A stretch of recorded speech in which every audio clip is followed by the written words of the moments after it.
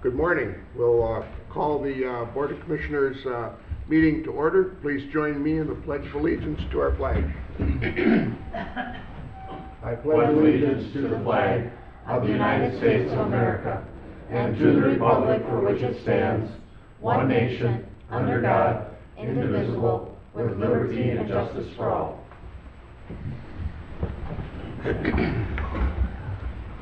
Begin with agenda review. Are there any additions to the agenda?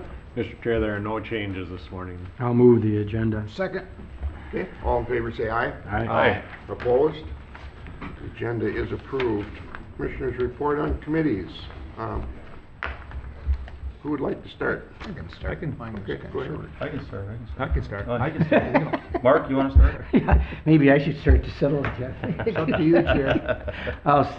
You were first. Okay. All right. June 24th, I had a Highway 169 Corridor Executive Board meeting in Shakopee. On June 25th, I had a roundabout ready lunch at Five Guys. Oh, yeah. On June 26th and 27th, I had the AMC Futures meeting up at the AMC building in St. Paul.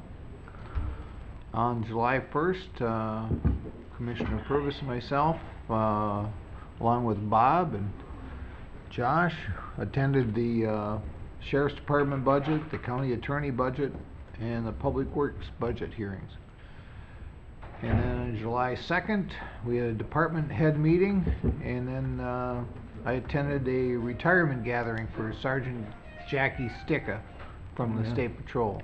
Oh, yeah. And she's retiring. She's done a great job for the State Patrol. And then yesterday morning, they had the placing of the tree house stairway at the new Children's Museum downtown. I saw you in the picture. Was there a picture? There wasn't. You would be a speck in it. They showed putting the tower on the crane. It was really impressive, and what's really impressive is the two companies that built that are right here in Mankato and Blue Earth County. So that's pretty impressive. In fact, trying to think of the name of the company. It's Minnesota Elevators. No. It's here in Mankato. But this is the first actual thing they built in Minnesota. They normally build for things in California and across the country. So they're pretty happy. But that's it. Okay. Drew? Sure. Mine's a little bit shorter this time. On Tuesday the 24th, of course, we had our last board meeting, and then we attended that groundbreaking ceremony up at the Walmart Distribution Center. Bob was there, Jesse was there, I think the whole board was there. Yes. And I was there too. that was great, you know. There was a lot of local business staff and government staff and elected officials that attended, and there was a gentleman that came up and shook my hand afterwards, and small world, sort of shirt tail through marriage relative down in Kentucky.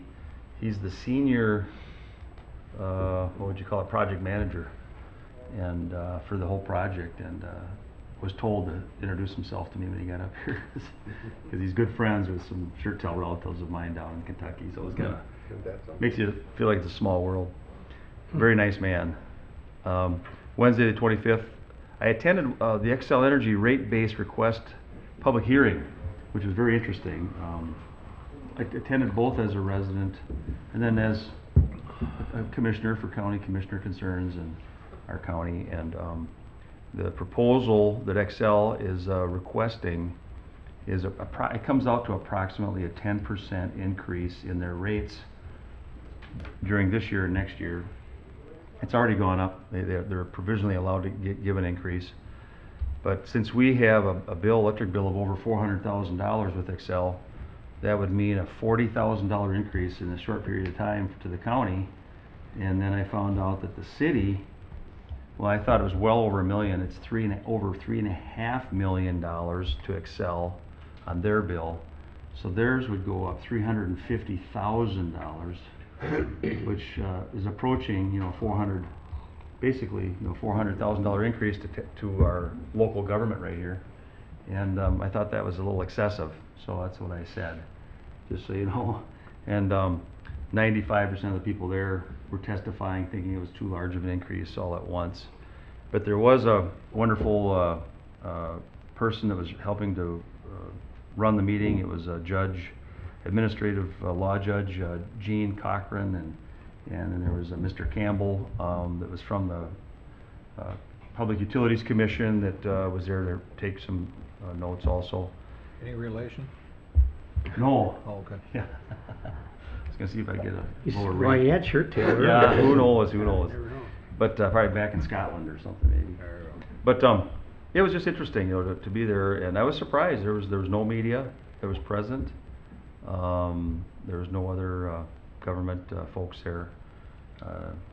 Greater Mankato Growth, Patrick was there, Baker, and said they really hadn't taken a stance on it as far as coming out with a statement, but that was good. And so Thursday the 26th, I attended the agricultural drainage, and who else was there? I didn't. Did I you go? couldn't Did anybody make make it? I can't remember. Which one, 57? Kip, were you there? I was there. Were you? Yeah, I was there for a bit. Okay. To the early morning sessions too and stuff? Okay. The early morning. I can't remember, I'm sorry, but. That's all right. So I attended. I just gave the opening statement. Oh, that's right. Okay. You were up in I was front. gonna say, he was up on You were the, up front, that's on why the podium. I didn't remember sitting with you or anything, but yeah, you were up front and you did a good job, so thanks, Kip, for doing that. You had a big impact on him, I could tell. Yeah, apparently. It's sort of a null effect on everybody, but no. Memorable But, address. no, it was nice. I wish I would have been there. There was people there from, a lot of different state departments and the Department of Agriculture and Yeah, it was a good turnout. sponsored, Yeah, it was through crowded. quite a few people. So it was good. And INS Group, of course, was one of the sponsors that helped organize it. And then the Second Step Clubhouse open house right over here at the Nichols, the renewed Nichols Hall that Vine has been working with, and I think I saw Bob pulling out of there, so I know you were there, and I saw Will pulling out of there. We were there. These two cohorts over here were at a high top table, and there was wonderful music being played, and one of the people that uses it was singing, and it was actually quite nice, very nice. They're happy with their space, up there. And then on June 30th, I attended that discussion that we talked about last time, the Middle Minnesota Watershed discussion meeting in Nicollet County. And Nicollet County Board had invited the area counties and staff and elected officials to attend, and the DNR was there, Bowser was there, and to see if there would be reasons for organizing a watershed for the Middle Minnesota. And that includes this region right here. There's no watershed organization right now that's organized in this immediate area. And they thought it was even still too large of an area. So they were proposing possibly of reducing it down to a little bit smaller area and handing off pieces of it to other watershed groups that are nearby. It's because the Middle Minnesota is bits and pieces of all kinds of little streams and wetlands and things that drain more directly from areas that are outside of other watersheds. And so it just hasn't been organized for a long time, and they're looking at reasons for what might be some good reasons for organizing. Do we need to get a joint powers agreement put together? Do we need to have a joint powers organization put together? Because there are dollars available to do work on bluffs and on water retention and things like that. So, but there needs to be more discussion on that, so that's what's going to happen. We'll have another discussion period. And the department head meeting on July 2nd, that's about it. So. Yeah, thank you. Mark? Not really anything to add. Yeah, the June 22nd, well, yeah, the Walmart and all that, and then June 22nd, of course, Second Step Clubhouse, and then the only thing, yeah, some of us were at the Association of Township, Blue Earth County Association of Township Officers, so that was good, and the sheriff was there and gave a report, so it was a good group there, and then, yeah, concluded with the department heads in a second. Yep. Well, Walmart was mentioned, and you're right, Drew, that was a good turnout. I think it was a nice groundbreaking, and a lot of good speakers there to talk about the A program. lot of people, yeah. Then the Ditch 57, again, that was a great program. Over 180 people, I think, were there. Quite a few of them went out to the site. We walked all the way down to the retention pond and back around down to the two-stage ditch, and had a good tour of the ditch itself. And after the high water, it was interesting to see how things were holding up on it. Was also stopped at the second step open house. It looks like it's a very nice operation. Sounds like it's going to work out really well for the consumers there. So then I didn't make it to the township officers because I was at a Le Sueur watershed meeting, and they were kind of talking about Ditch 57, so they invited me. They invited me to all of them, and I think you've been to a couple, Drew, and Will's been to several. Yeah. And they got a pretty solid group of, I mean, these are just a solid group of landowners. They're not paid to be organized or anything. No. It's just a bunch of landowners that get together and try to figure out ways to improve the water quality. Good diverse group. It is, yeah. So big produce landowners and just some landowners that have houses, don't even have any production. And they also took a tour of the ditch. I left but when they did that, but they went down and took a tour of the ditch, and they were very impressed with that ditch, and they're working on several really good projects. And then I stopped at the department head meeting, and then P&Z I had last Wednesday night. We got 3 items coming up we'll see at the end of this month. Nothing really alarming. One, transfer development right, some placement of some fill, and then construction of a total confinement swine barn. We'll be upgrading that. And yesterday I had MRCI meeting. Our new building is coming along fairly well. They hope to have it up and running and ready to move into hopefully by the end of July. And then by the middle of August, we're hoping we'll be occupying it and working out of there, and everything's coming along pretty well with it. The candy business is doing really well. We actually approved the purchases of another bagging machine yesterday to help keep everybody busy, about $400,000. So we'll have 4 machines to bag candy, and we're getting some good contracts, and things are going pretty good with that. So brings me up to today, Mr. Chair. I think these businesses must really see the help that they're doing for people with special needs. Yeah, it is. You know, I and it's- mean, because like Menards and different businesses, they really see that, okay, this is really helping those folks with special needs, and they need that help. They need to have something to do, and that's so positive.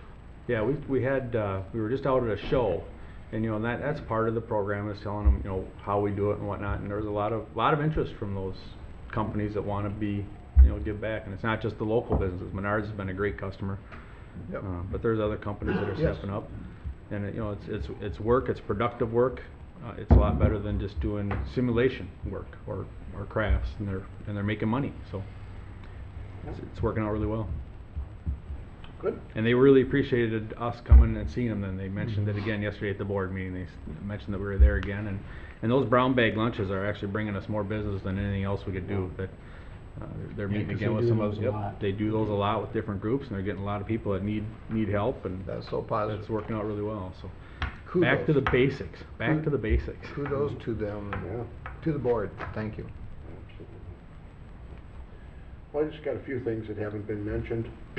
On the 26th, I had a meeting with a couple of the staff at the library, the open house at Second Step, township officers, the budget hearings on the 1st, department heads on the 2nd, along with ACHF committee meeting at TDS. Again, we approved more programming grants for the area libraries. That continues to be a good program. We use it quite a bit here in Blue Ridge County. Also had a briefing session at Crystal Seasons in Lake Crystal that afternoon. Always fun to get together with the folks over there. Then on the 4th, I visited Cambria and helped them celebrate the 4th of July with their parade. I also visited the Vernon Center parade and helped celebrate there, and then wound up the day by shooting off the fireworks. So I had a good 4th. Sounds like fun. Yeah. So okay, that brings us, I believe, we're right at 9:15 for the County Ditch 50 repair public hearing. Hi, Craig. Morning, Craig. Hello, good morning. Okay.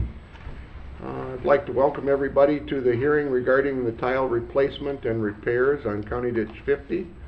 Purpose of this hearing is to consider the engineer's repair report and hear public comment regarding the recommended repairs. We'll start with the jurisdictional documents. Craig?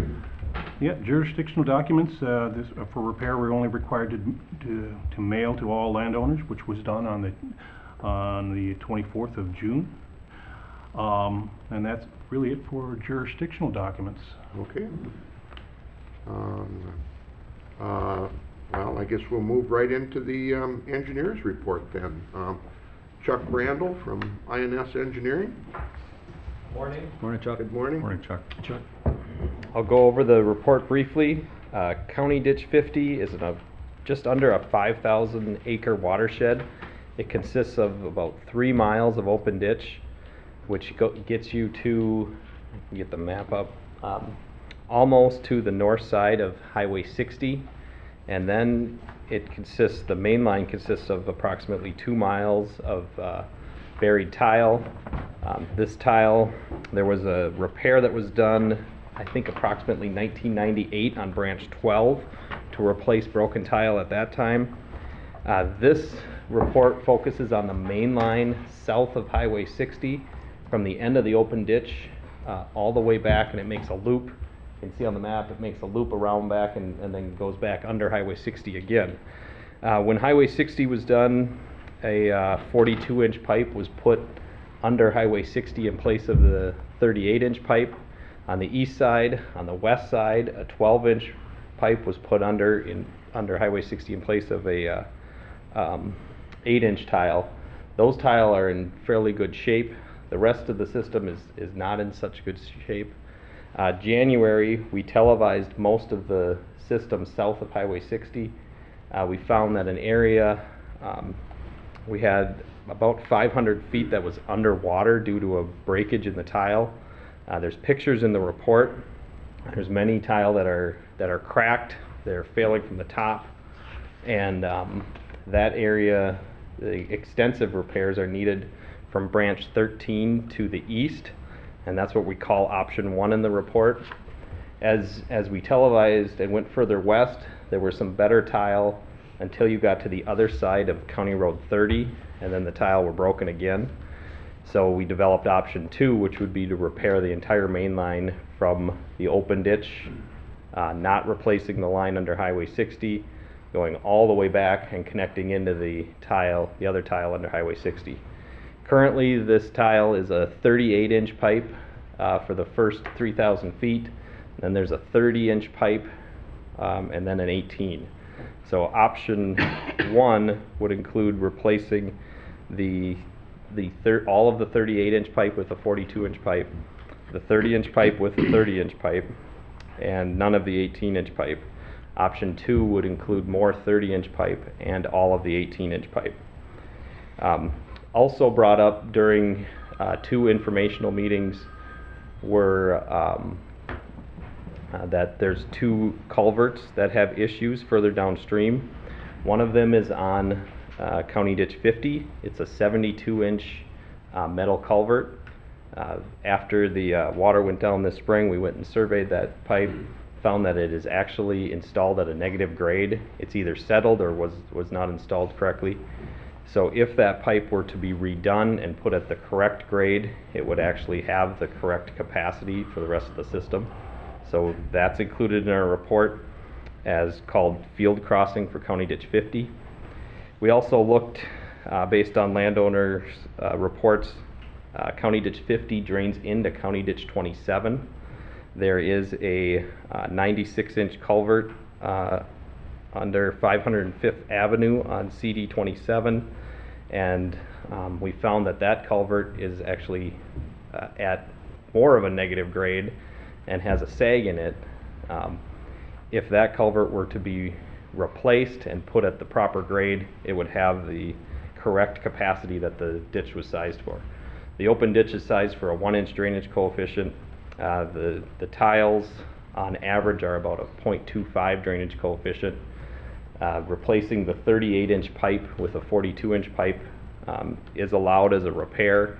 It would actually increase the flow by about 20% because they don't make 38-inch pipe anymore, so the next available size would be a 42.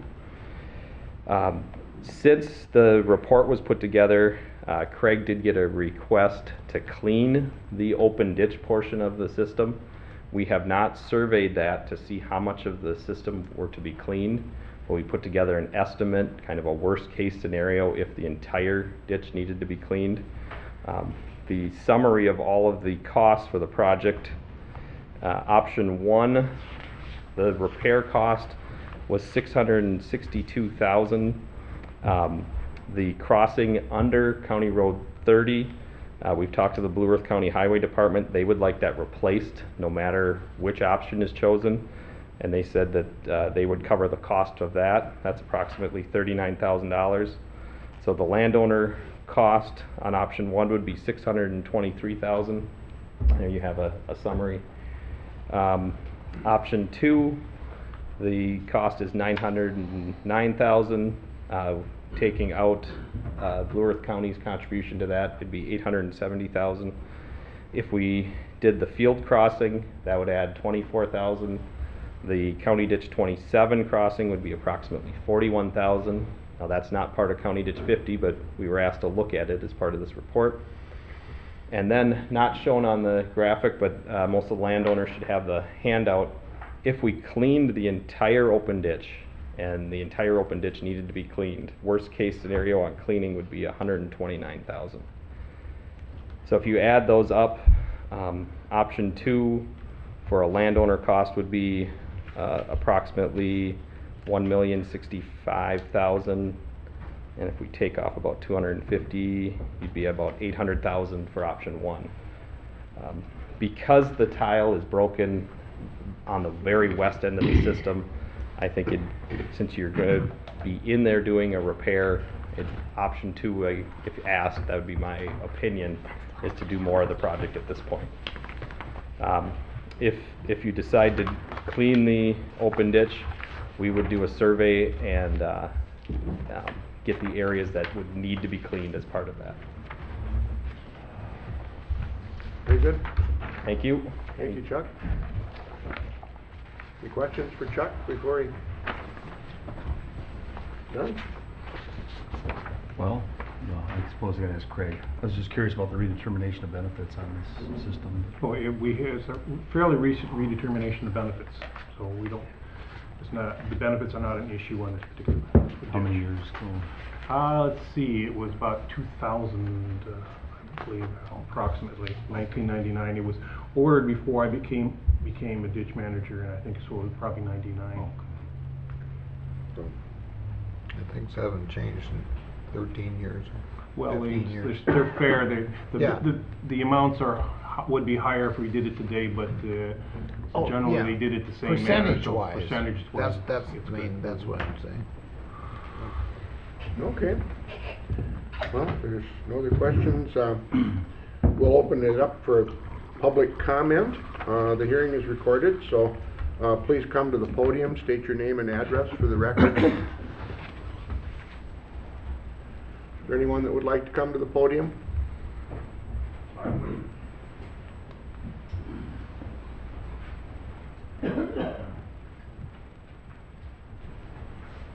My name is Larry Blofus. We live in Section 9, which encompasses a good share of this repair. And I just want to make sure everybody knew that that tile was put in 1918. And I think as long as you're doing the upper end of it, you might as well finish it. Go all the way across into the next section on the Bennett property and back across 60 again and get it over with. There is a Plan 3 that you handed out before. There's an option 3 that I have here. I don't know what that is or what the difference is. Come on up. At the informational meeting, we had 3 options. We took it down to 2. Oh, maybe that's what it was. Yeah, Okay. one of them was kind of an intermediate option, so Okay. we simplified it and said either we'll do So it is 2 I'm talking to about. one branch or option 2, which would be to do everything from 60 to 60. Okay, thanks. So is what you're saying is you want option 2, is that what you're saying? Correct. Just do the whole system while you're there. Hopefully we get a contractor that knows what he's doing, because that soil is hard to get through without having cave-ins and things, so, I see no reason to repair the upper end and leave the rest of it, even though a lot of that tile's all right, yet it's put in 1918 just to finish the job. Okay?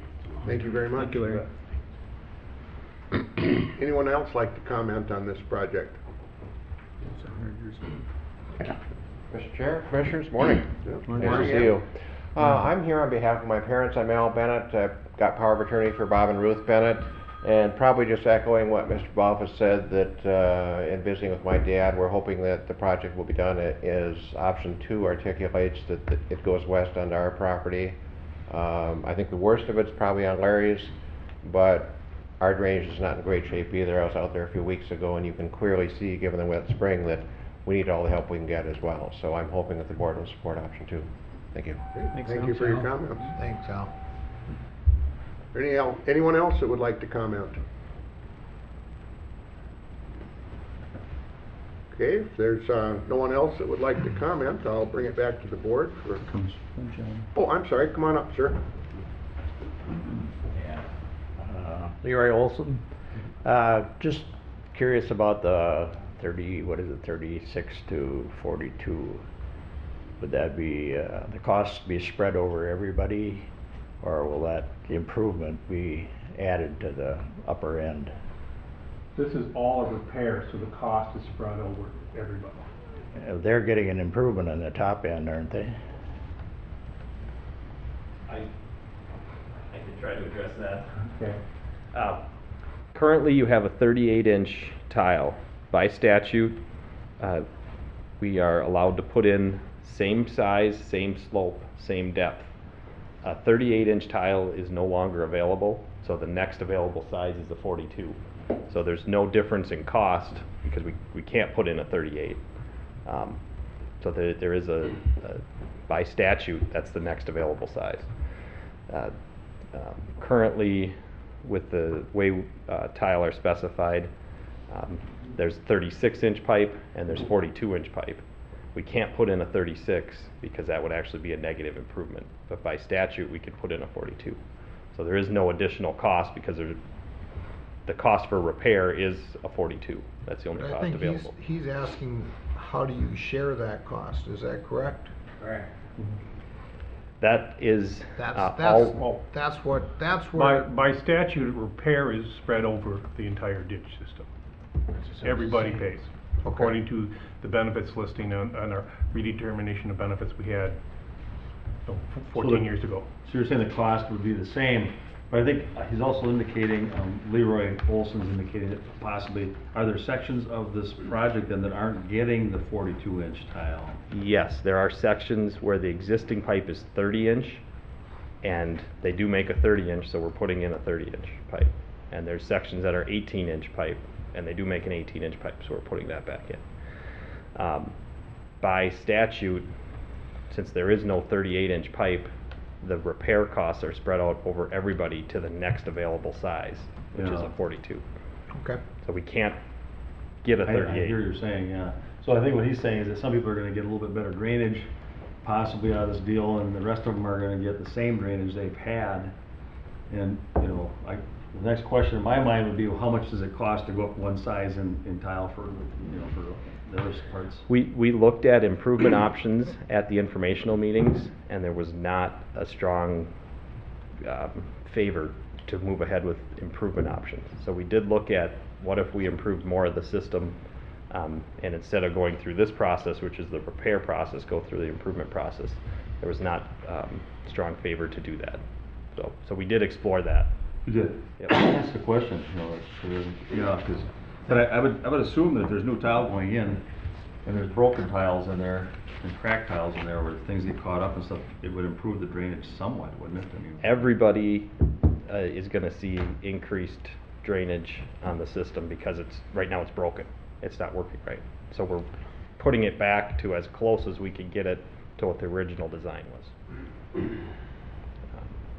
Which is either the same or slightly better than what it was.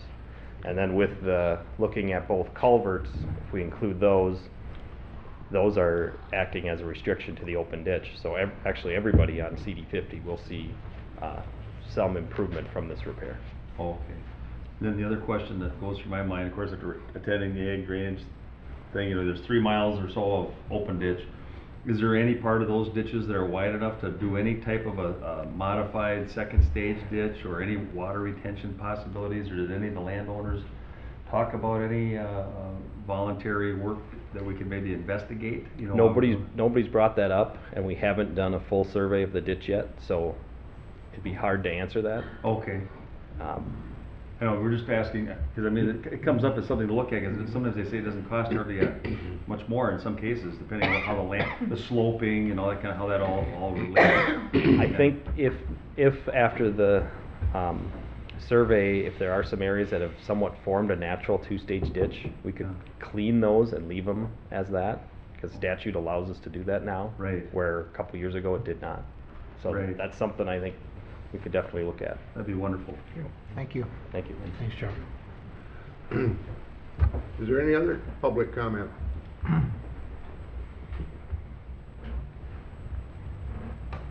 Okay, if there's no other public comment, I'll bring it back to the board for action. I would move for option 2. I'll second that. Okay, now, we should also address the, Cleaning? the replacement of the culverts. Culverts and the cleaning, Yeah. Culverts and the cleaning. yes. Okay, I did, I guess before we vote on that too, go ahead. is that what you made the motion on to do that? Move for the culverts and the cleaning, yeah. Okay, and you seconded it? Yes. Okay, And then I have a discussion? question.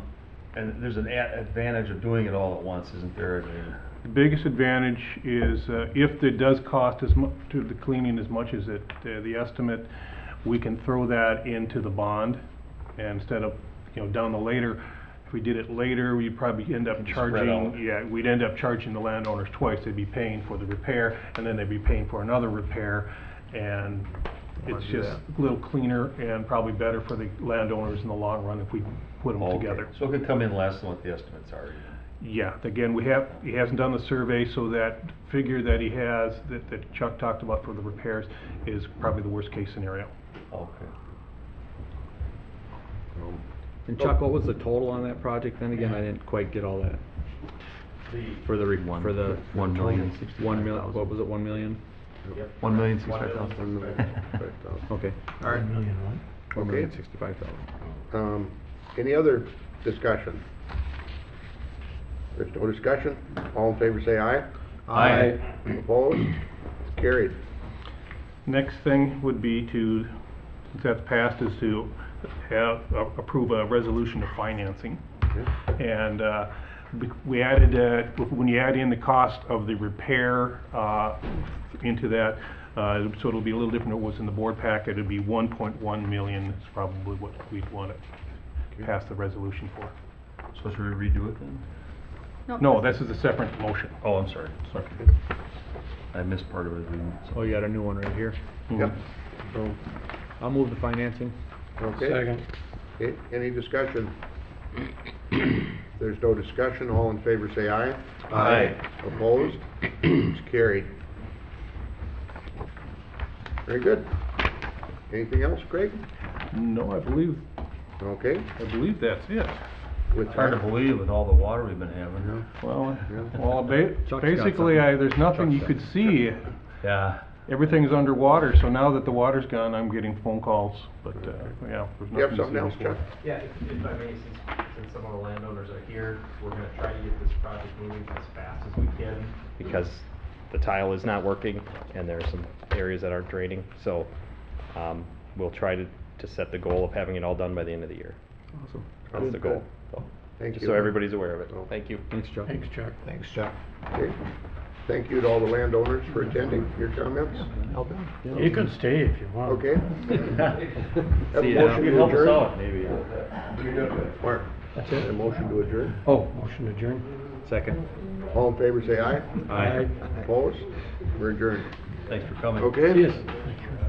Thanks for coming, folks. All right. Administrative stuff. Mr. Chair, would you like to do the county board minutes Yep. on June 24th of this year? Move to approve. Second. Okay, any discussion? Details on. If none, all in favor, say aye. Aye. Opposed? Carried. Okay, bills? I'll move the bills. Second. Okay, discussion? Oh, wait a minute. Yeah, discussion? I've just got a couple of questions. I was just curious about that one for the Hearth connection. It was a pretty good-sized payment of $251,000. I'm just wondering, you know, what part of the program, is this the program that does like, they have different facets they deal with, I know. They have homelessness, they've got chemical dependency, I think, they've got, Right. and I just was hoping maybe there'd be a little clarity on that, that's all. This is the Regional Supportive Housing Program that works with people that are chronically homeless. We have a contract with the state of Minnesota to receive grant funds, and then Hearth Connections actually administers it across 12 counties in southern Minnesota. And so we're kind of a pass-through for these grant funds to Hearth Connections. And then we get some of those grant funds back from Hearth Connections for the services that we provide in our Portion. 4 or 5 county region. Okay, yeah. 'Cause Yeah, I didn't think that was, I saw that one too. yeah, kind of was just surprised me, but I forgot how large of an area that's for, so actually it's probably not that much money, really. And- We could use more, that's for Yeah, sure. yeah. I Thank saw, you. I saw one in there for M&K Bridge construction, so obviously it's a bridge, but, which bridge? Which they went to, wasn't it? Where? Yeah, it's for $120,000. That's for Soresco Township Bridge. Okay, thank you. Golly, didn't even get you on that one. No. You did it right off, wow. Yes? And I know these are sometimes routine, but these are larger amounts than I've seen before in the past that have been transferred around. And you probably expect somebody to ask about it, but it looks like US Bank had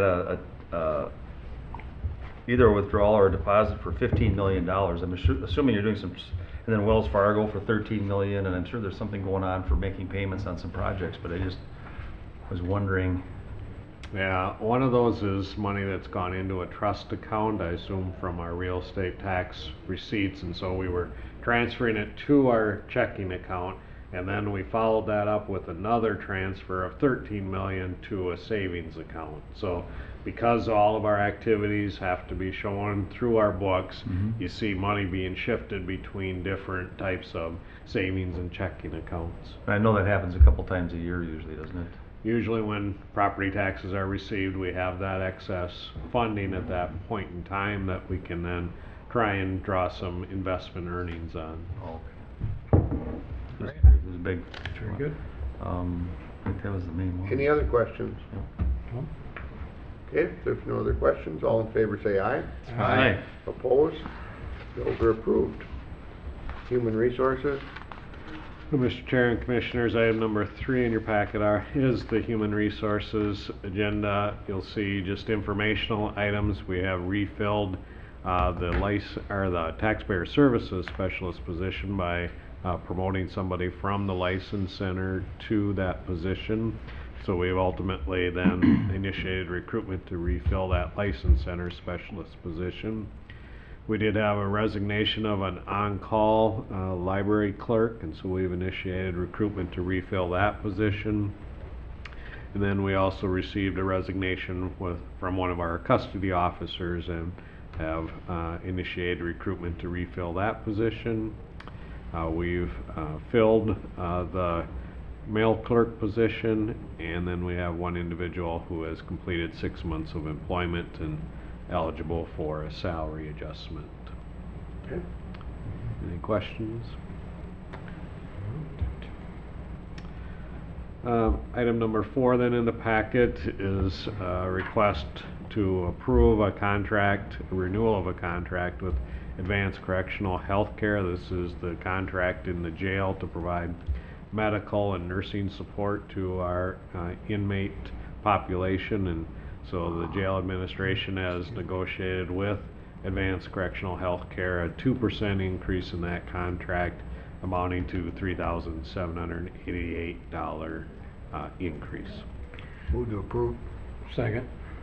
Discussion? Was the, Is that for, that's spread out amongst the people then that they're contracted with? I mean, they get their increases according to what, you know, who they're working for, and that's what it's about, basically. Right. Similar to our union. They provide the doctor resources, they provide the nursing resources, and so this increase presumably would go to Oh, okay. cover salary increases for those individuals. what's the, There was an idea went through my mind, I know it's not totally related, but it's something, I just say it so we can think about it for later. We were talking about some safety training things, you know, up there in different regions, and I didn't know if they would be qualified to help do some safety training. You know, I just didn't know if since we already have them on board. I know when I worked somewhere, a lot of times the nurses did certain types of safety training, and it was very efficient and got it done quickly, and maybe, Sure. you know, they'd be Or open to that. you know, whether it's in their job description or not. Right. Right. Have we seen a significant savings since we put these folks on board? Well, probably. Or the any sh- savings? The short answer is probably no, because of the increased census. But, you know, Well, what yeah, would that per- cost? per person. I'm There's a talking- cost I'm not- avoidance piece to this. But yeah, the sense is that this has been a very cost-effective solution to meeting the inmate needs. I mean, obviously, if you jump from 80 prisoners up to 120 prisoners, you're gonna have more costs. Right. You know, but I'm talking per person, you know, and if that's, you know, I can really see keeping this and having it, having a very progressive, positive thing going on here, as long as we're seeing that savings. And, I know the jail administration has been very comfortable and appreciative of this contract. The relationship has been well received and is highly supported by the jail.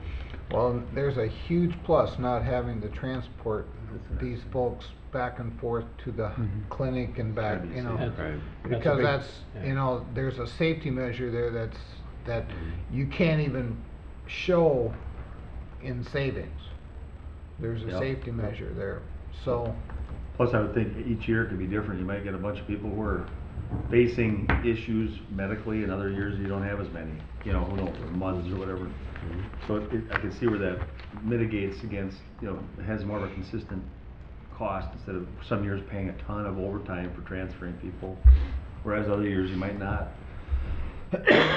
provide all that coverage, you know. Well, certainly with the turnover that we've seen in the custody ranks, you know, not having to have custody officers transport and sit with people at clinics and hospitals, there's a savings in that alone because of the overtime associated with then backfilling that custody officer who has to travel with the inmate.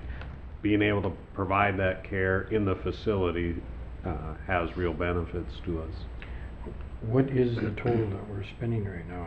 I thought I remember when it first came about with the contract, it was, I don't know, was it 80 some thousand? I couldn't Yeah, it's remember. more than that now. Now I'd it's have cut to back then, look I up thought, the yeah. actual cost, but again, it's driven by the census. Mhm. You know, within this contract, there's a rate up to a certain census, and then it's I don't know what, 19 cents a day for each inmate above that census level. So there's a base, and then it increases from there. But I can get that additional It would just be information.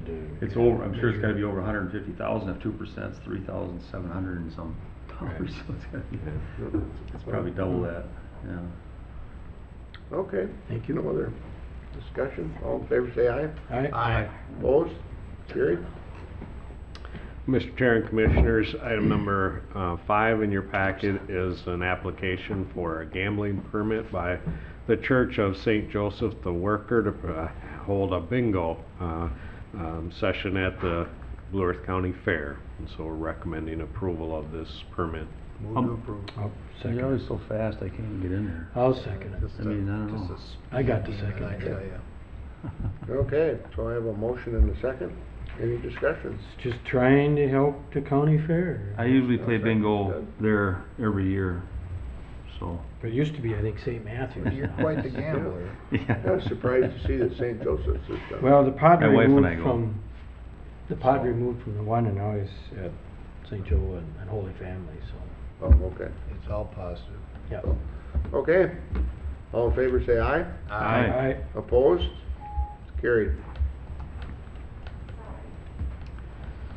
Mr. Chair and Commissioners, item number 6 in your packet is the financial status report for June 30th. So we're at the halfway point of our fiscal year, so it's a good time to review our financial performance.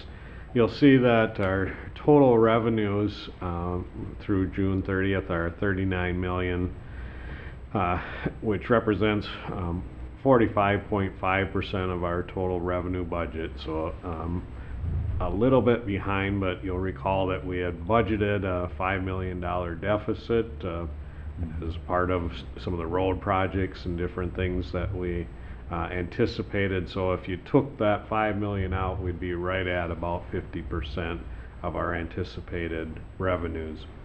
Okay. On the expenditure side, we're at 35.6 million, which represents 41.5%.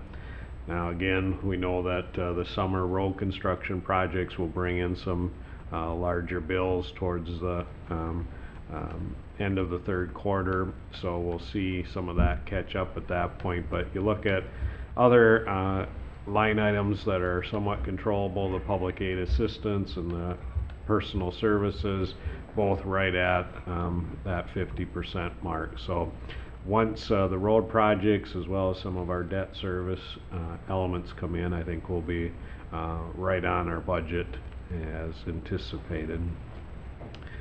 When we look at the enterprise fund, I just want to make a note there that halfway through the year we're showing a small deficit at this point, but I want to draw your attention to the machinery and equipment line, where you'll see this year we had almost a $640,000 expenditure, whereas last year we had zero. So the new compactor shows up that way, and so it is part of the way that we pay for some of those key equipment needs. We can cover some of those costs even with the operating revenues in the landfill. From a cash and investment balance standpoint, our total available funds are at 48 million. Our 6-month operating needs is at 42.4 million, so we're a little above that. This, with our first half tax collections, puts us in a favorable position that way, and all of our other dedicated funds are sitting well in terms of meeting the needs that we see in the future. So everything is looking good at this stage of the year. Great, thank you. Any questions? I was just thinking more about that ACH contract thing. If maybe you could let us know, you know, what the amount is, what it's gone up to, you know. for- That's what he's, He's gonna Sure. get into that. I will provide that information. Oh, okay, I'm sorry, I missed that, I'm sorry. Say, Bob, on our the investment balance, you got the little asterisk by the Public Works for the County Road 17 project. So the turn-back fund advancement at the million is money we've dedicated for that project yet that we haven't paid out yet? What we did there was the $11 million that we received from the state for the turnback, we set that aside, if you will, and we've been tracking all the expenses associated with that project and reducing that 11 million. So Okay. this is showing that we have $1 million left Okay. out of that 11 million that we originally received.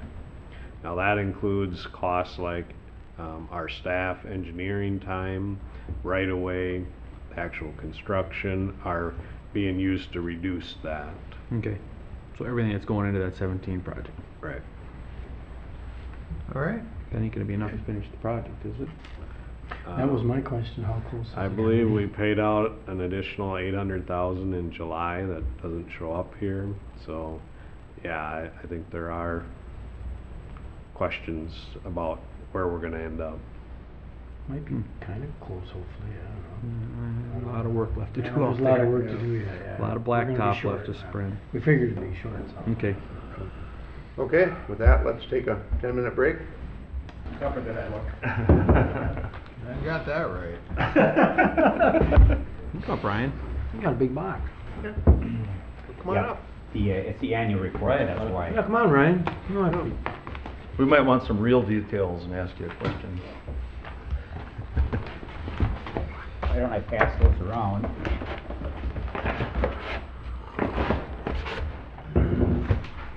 That's the highway report. That's the parks annual report.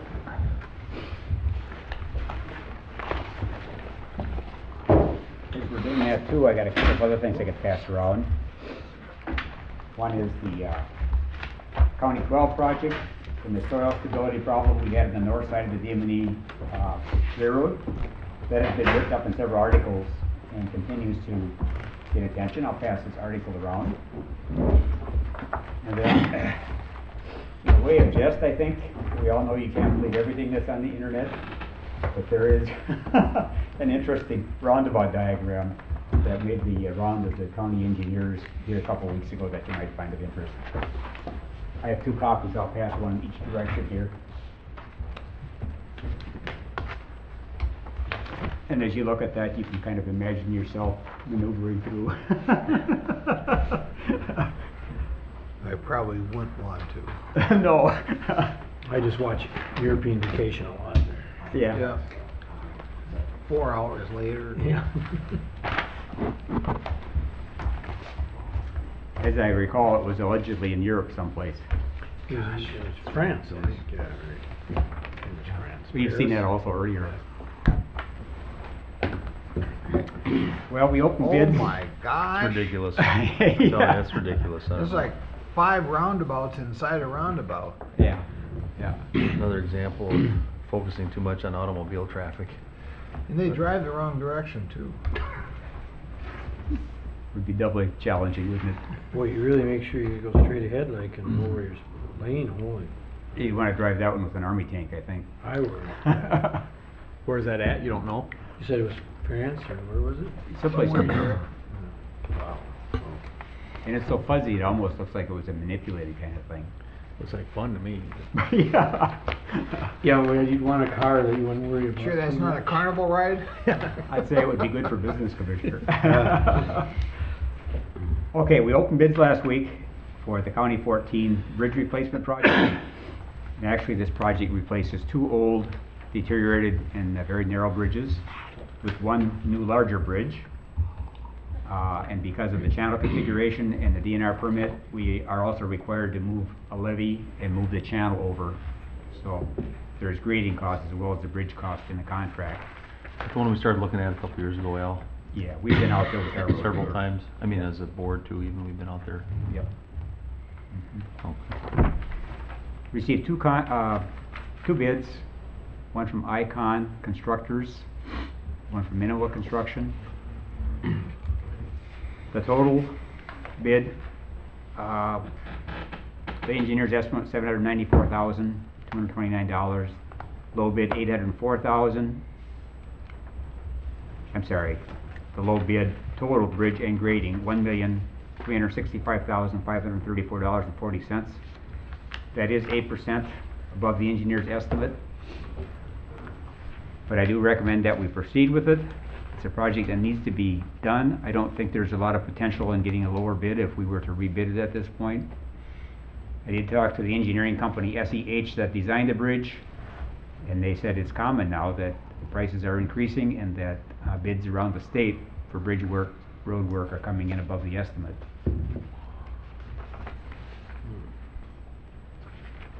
Are our engineers working on that issue? Because it seems like that's happening a lot this year. Yeah. I mean, I can understand it. I mean, I've done a lot of the transportation stuff around the state and it's happening everywhere. Yeah. But I think we need to adjust ourselves so we don't get caught off guard, you know.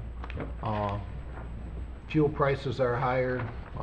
There's so much work out there that the construction companies aren't seeing the need to give a good deal.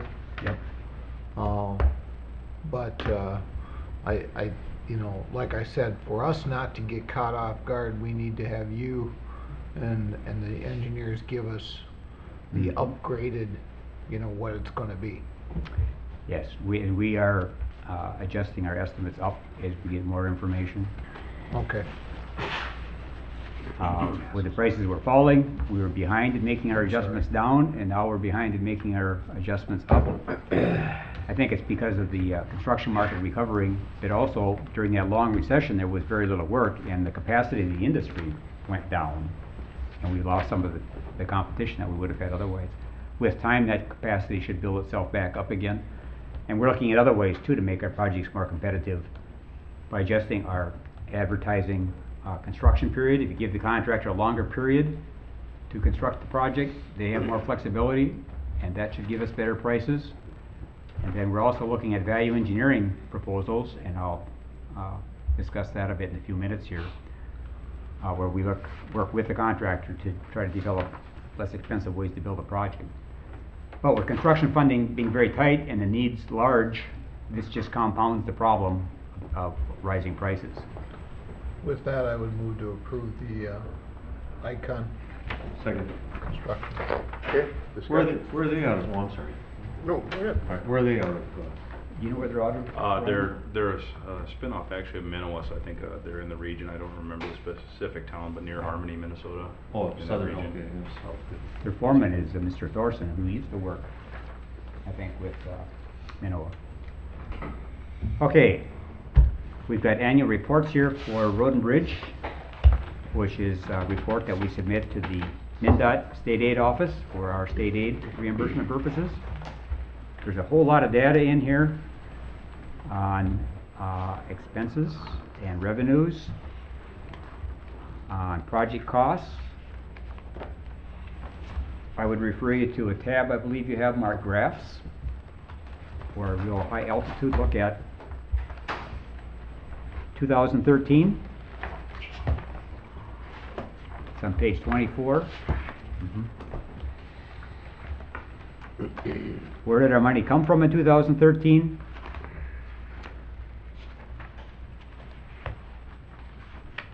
Federal, a little over 4 million.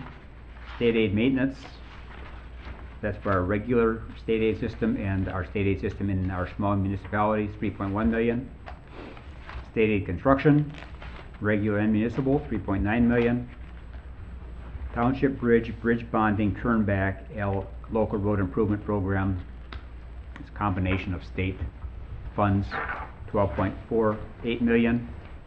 The big one there was the county 17 turn back. Local road and bridge, 5.16 million. Other grants, 86,000. Miscellaneous, 1,439,000. Continuing to the next page, where'd the money go? Our administration office costs, 2%. Construction, 67%. Maintenance and equipment. And then finally, I guess that's it, maintenance and equipment. Total of $20,342,000.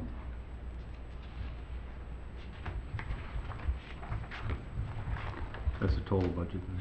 That was the total amount spent in 2013. Not the budget, but the total amount spent. Actual amount. Yes. Oh, okay. Yep. Okay. Next page, breakdown by personal services, our staff costs, and our contracts. 92% contracts, 8% in-house staff costs. I always find that interesting when you look at that one, and then the maintenance breakdown, 62% contracts, 32% personal services, 6% equipment. We're largely privatized really in our expenditures, with 92% of our construction and 62% of our maintenance being purchased through the private sector, mostly in the bidding process. Tracking it over the years, 2005 through 2013 on the next page, goes up and down, and the variance really is the big projects like Victory, 12 years before that, number 90, where we bring in special funds through federal, state partnerships. Was 11, that must have been 12, huh? We were working on Probably, side yep. 12. Yep. Page 28, funding trends. In terms of the actual numbers, you can see how it has increased from 1970 through 2013. However, if you look at the next chart down, adjusting it to constant dollars based on the engineering news record, you can see we're, since 2000, before that too, it's been really very flat in terms of real dollars.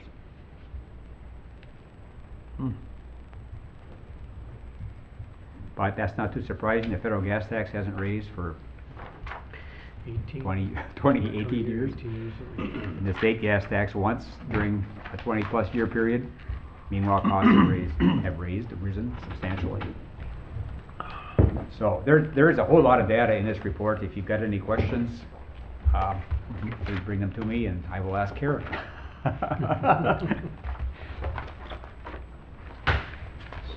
Do we have an action item on this then too, or do you want us to receive it or not? In the past, the board has just reviewed and accepted these reports. This has to interface, of course, with the county's budgeting finance system, and it does through Karen and the finance office, why it mostly automatically interfaces with it and rolls over into the county's accounting system. So it gets pretty complicated. Parks Department, we use the same cost accounting system there as we're using for highways, so we've got a lot of information available through that computer program. If you turn back to, I guess, the 4th page back, there's a map that shows all of our county parks.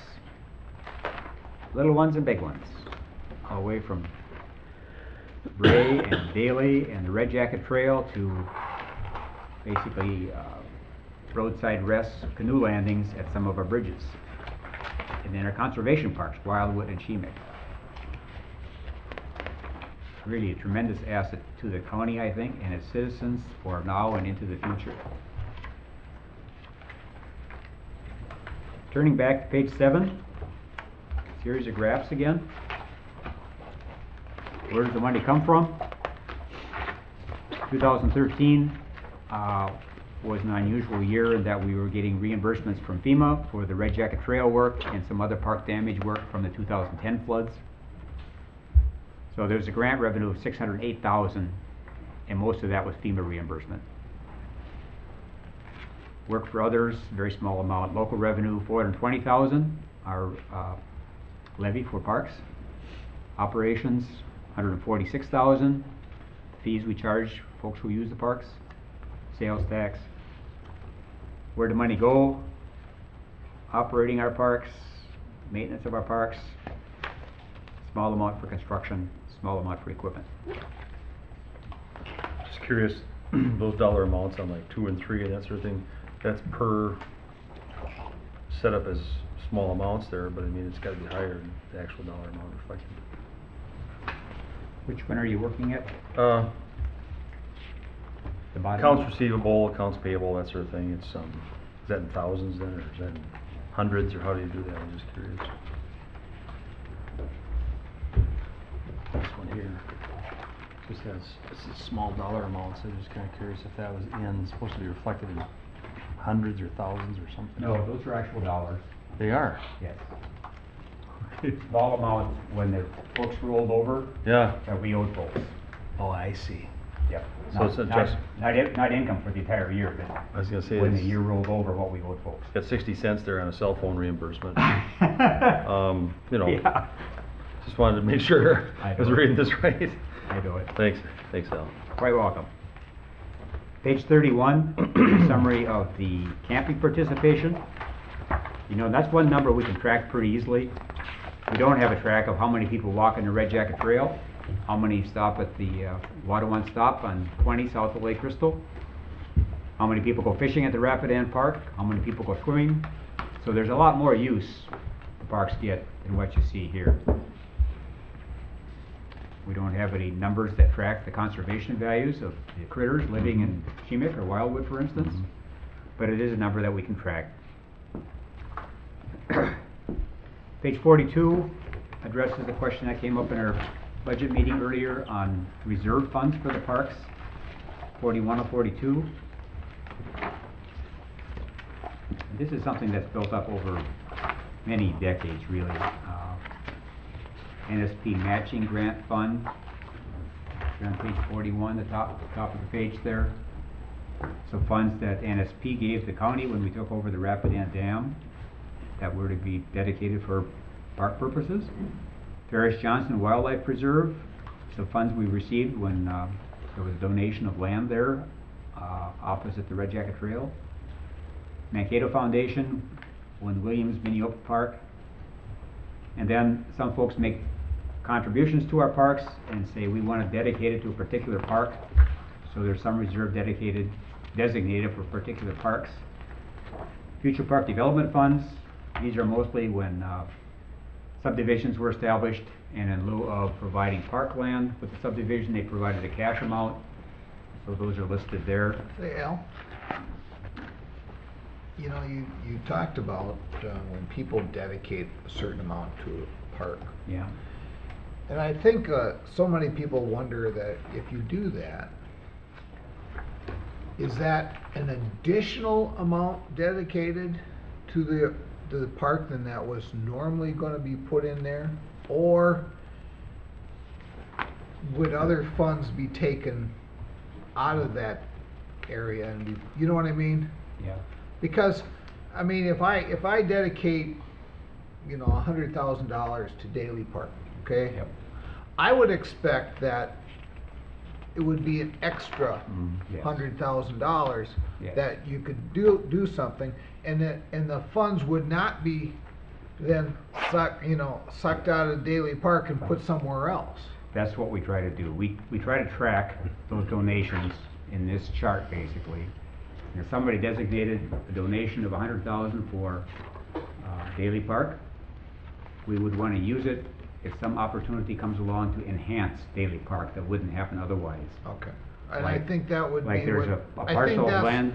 that's what people's wishes would Oh, be. yeah. I mean, if Definitely. you have a donation going to a certain park, you want it Yes. an extra amount. You don't Yes. want it being used in lieu of. Yeah, like somebody, like taking 100,000 and then putting it into another park. or Yeah. something. No. Yeah. We wouldn't want to use it for cleaning bathrooms at Daly. We would look for some opportunity to add a parcel to the park. Yeah. Or a special park shelter. And no, I or, don't have a fishing Benches- pier or something benches like or that. tables. And no, or I something. really don't have an extra $100,000. Well, even $1,000, somebody donates, you know, Well, many of these are very small over the years. They might be for a tree, and they want their name put with the tree. Absolutely. So we do that. But thank you for that. I just, it was Yeah, a just thought curious. process I wanted to. So we do track that, and we do reserve it for special items of that sort. The, in recent years, we had a pretty good balance, and then when we did the Mini Opa Trail project, we used all of that, plus some. Excuse me. We basically wanted to reestablish that reserve fund, and so we deferred some trail and parking lot maintenance, bituminous overlays, for a couple of years, so we could get ourselves back in the black and respect these reservations. So, at the end of 2013, we had $119,000. We're continuing to save, if you will, to get that balance back to a usable amount of money, and so we expect at the end of this year to have about $350,000 in that park reserve balance. Back when we did the trail, Al, was there a transfer from the general fund to Yes. this account? Yes. Is that reflected in here? I can't find it, but. There would be someplace in here, I think it was 600,000? 650, I believe. Yeah. And this is, you're talking designated reserve funds or not? I mean, the total reserve funds are more than 150,000, aren't they? Yeah, our cash balance, you know, this budgeting business is cash, so we were in the hole. That 600,000 brought us back to about zero after the Mini Opa Trail project was finished. Yeah, Mini Opa Trail was. Yep. We had MnDOT, DNR, grant funds, the balance we had, plus that transfer allowed that project to get done. Oh, yeah, 'cause it came in higher, didn't it? Yeah, oh, it had Mini all Opa? kinds of, The one from Mankato to, right? We were anticipating the money we had in the reserves would be enough, but it wasn't nearly enough. yeah, we ended up with, two Yeah, bridges. you're right, and- you're the one out and there. rock cuts and some, just a whole host of problems. Oh, And that bridge, yeah, that's right. 2 bridges, one under the bridge and Oh, then yeah. another one across the railroad. And then a tunnel underneath the road that goes back to Land and Memory Yeah. Parks. All things that made sense, and it made sense to have Sibley Park and Mankato connected to Minneopa Park. Yeah. There was just a number of obstacles in the way. But it was a state grant for like 900,000 or something like that, It was wasn't it? 800 and something, Okay. which was twice the ATP limit, was a special exception. Jeepers. By the ATP. We still up to like 1.3 million, Yeah. isn't it, or something? Yeah. But that kinda goes back to your comment, Vance, about people putting money in here. You know, we're not reversing anything out of this account. We're doing just the opposite. We threw 650,000 in this account several years ago. So I mean, the money that's getting donated is definitely going to That's good projects. And that's, On your- and that's yeah. what you want to hear. It's not offsetting the budget by any means. We're throwing a lot more money in there. That definitely is what you want to hear. Yeah. All right, thank you. We have I don't know if it's a legal requirement, but we have a ethical responsibility, I think, to do that. And just along those lines too, I know I mentioned it once in an email, as far as parks and trails and things like that go. Yeah. I'll be serving on it sounds like I'll be serving on the E-team, which is part of the Minnesota Parks and Trails Commission. The regional. Regional parks, for yeah. Region 5. Yeah. And so it's all the area from here to South Dakota, basically. And it's quite a large area, so. You're gonna be on the E team, E-team, which. not the A team. That's okay, I understand. But it looks at looking at significant projects of significance to the region. And and so it'll be interesting to see how this goes forward. It's new. Brandon legislature approved this last year. And at first, I think they're gonna be approving 8 or 9 million from the legacy dollars for outstate areas of Minnesota. And that'll be divvied up, of course, throughout the whole state, so it's gonna not be a lot of money. But anyway. I suppose we better get going, since Yeah. we're supposed to have our Oh, work okay, session in yeah. 8 minutes. So, I think it's Anything else? excellent that you're doing that, because I think we have, with our population center and our Yeah. growing regional center, the people with the need. Yeah. And I think because of our topography and our natural resources, we have the opportunities to develop those regional park systems. Yeah. So it's great that you're But doing that. they have to be presented as almost like shovel-ready projects or Yeah. things that have been looked at, otherwise they probably won't be significant, you know. Yep. So it has to be. And there's folks that wanna work on it. Yeah, I think there are. Okay, Good stuff, though. where we're at, our construction projects, County 17, do you need a motion to accept those? that would be nice. Okay, So moved then. Second. okay, all in favor say aye. Aye. Opposed?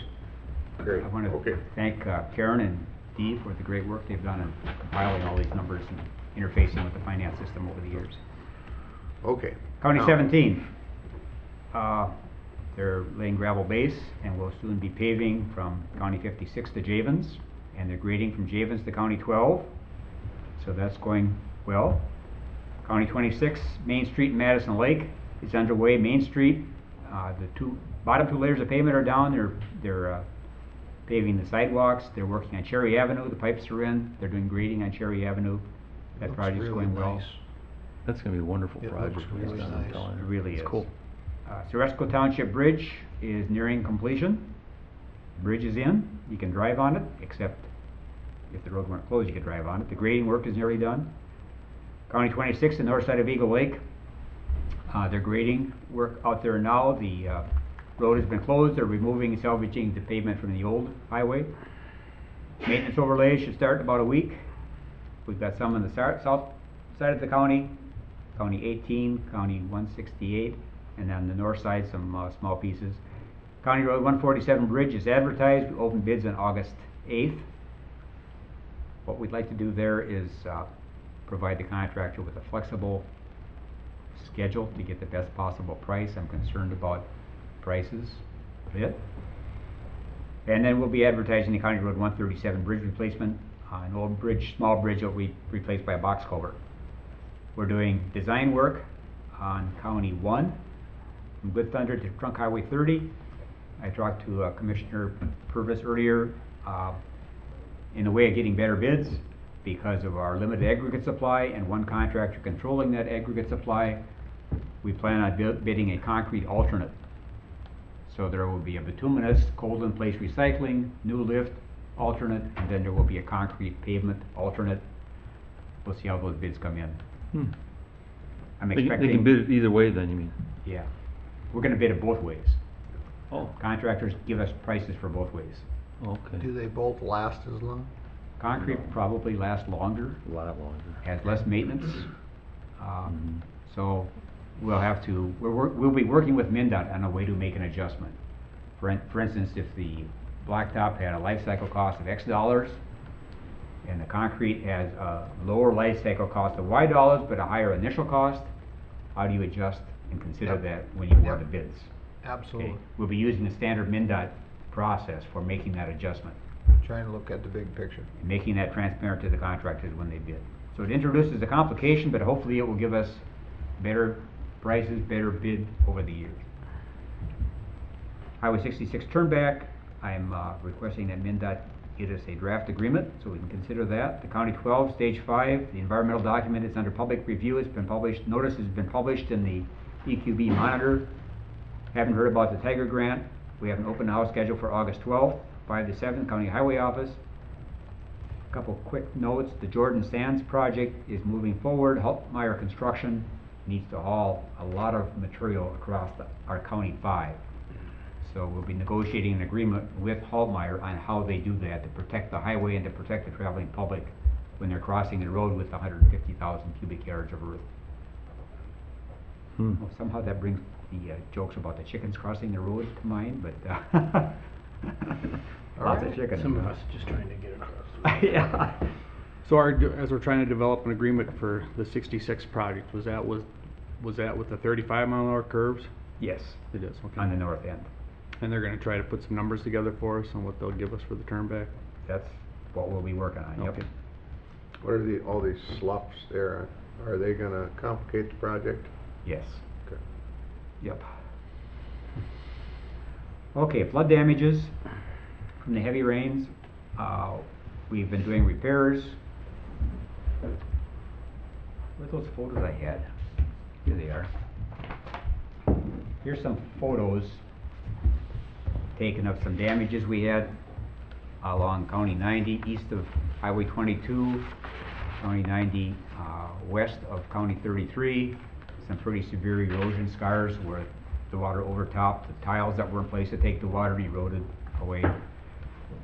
We're in the process of repairing those now with their own crew. There's probably an order of $120,000 in damages. We should be able to get complete or almost complete reimbursement for that. I mentioned earlier value engineering. Our bituminous overlay contract came in higher than it has in the past and higher than our neighbors have been getting. We feel it's because of one contractor controlling the aggregate supply. This time, Euland Brothers out of Albert Lee actually was the low bid, even though they had to consider hauling their rock a long ways. They proposed to us that for these roads, they use some RAP, recycled asphalt product, and that we accept Iowa Dolomite in lieu of Class A rock. We've investigated with MinDOT. Both of those materials would be suitable for the particular roads that we're overlaying. They're old roads, basically, that are cracked, and those cracks will reflect through the pavement no matter what rock you use. So, we've negotiated about a $10 per ton reduction in cost, which is about $130,000 in that overlay contract. And that's on what road? County 18, in the southern central part of the county, County Road 168. Does it stand up as well? You know, it's interesting. After we received this proposal, I went to the university's research conference, and the first speaker up was a professor from the University of Minnesota who had done work on effects of RAP in hot mix.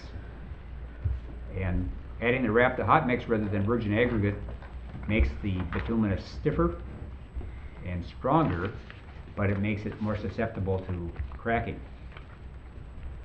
Okay, so you consider that, and then you consider County 18, it's an old road with cracks in it. No matter what you do, those cracks are going to reflect themselves through the overlay fairly quickly. So we're saving money, we're getting a stiffer pavement, we'll have cracks, but we would have anyway. On the dolomite issue, it's a limestone. Some limestone can be very soft can break down under traffic and it can break down underwater. This dolomite coming out of Iowa is very hard, it's very resistant to water. MnDOT's been using it in their bituminous pavements in District 6, Rochester. I talked to their materials person, and we've been using it in this area in cases for concrete. So I'm pretty confident that both materials will give us good performance, similar performance. And we're saving about $10, and we're showing folks that there's competition here. That's important. Thank you. Quite welcome. Okay, Learned something about rocks. did I get done in the 5 minutes? Pretty Close? good. Pretty Done. close, pretty close. Thanks a lot for Okay. coming in. Thanks, Al. Thanks, Quite Al, welcome. Brian. Get out there and enjoy it today, it's a beautiful day. Yes. We're gonna do that, aren't we? We're gonna go out. Where are you going? Scoot over to the fireplace room. 41. Yep. We should adjourn this meeting.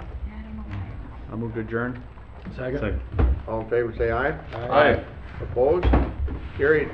We will move to the fireplace room for the work session.